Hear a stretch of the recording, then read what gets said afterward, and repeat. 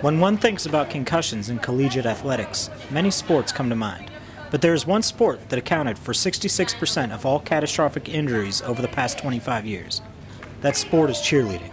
Youngstown State sophomore cheerleader Jerry Wetley learned firsthand of these dangers, but because of her love for the sport, refused to tell her coaches. At first I kind of tried to play it off and pretend like I didn't, but I was at work and I wasn't feeling well. I was dizzy.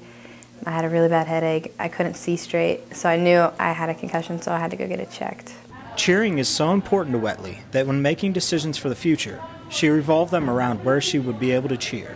When I was applying for schools, I would look at their cheerleading requirements, oh, I can do that, sure, I'll apply to this school. That was a thing before I applied. Well, if I can't make this cheerleading squad, I'm not going to apply to this school, which seems silly, but I don't know, it's what I did. After referring to a neurologist, it was then that she received the news that overwhelmed her emotionally. Well, when's basketball season over? I was like, it runs through March. And he said, okay, I'm going to write your excuse for April 1st. And immediately, I just kind of looked at him, and then I just started bawling.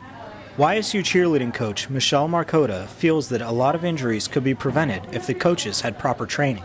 Especially a lot of younger cheerleaders in the sport have parents that are just taking over programs and think they know what to do based on what they see on TV and what they, their own experience with it. So I think in a sense there's a lot of uncertified coaches leading these programs. We learned through Jerry's injury this year that it's a long recovery and you have to take it very, very serious. When you have a leader like Jerry on the team and she tells you she's out, it's a big hit.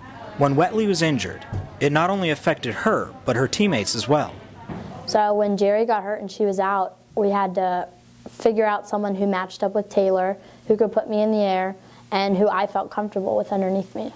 As a team, I think it's hard for us because Jerry was always one of those positive girls that no matter if something hit or didn't hit, she'd always be like, oh, try again, or oh, that was good, good try. So without her and her presence being there, I think it's taken a little toll on the team. Wetley not only had to stop cheering, but had to walk away from her job as well.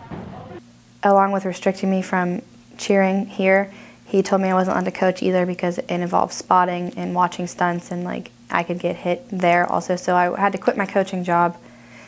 I didn't really enjoy that. And my little girls, they come up to me like, Jerry, we miss you so much, and that's just really emotional for me because I liked all those little girls. So the hardest part for Wetley is going to games and seeing her teammates cheer.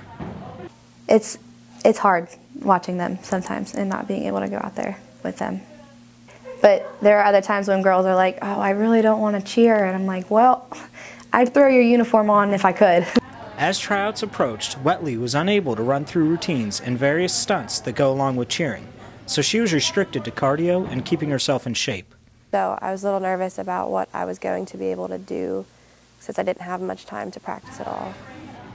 After the long wait, she got her chance to try out, and all of her hard work paid off. I'm looking forward to being on the field and on the court again, to cheer the Gwyn's on. As the end of summer approaches and the football team prepares for another season, Wetley will once again cheer from the sidelines as a Youngstown State cheerleader.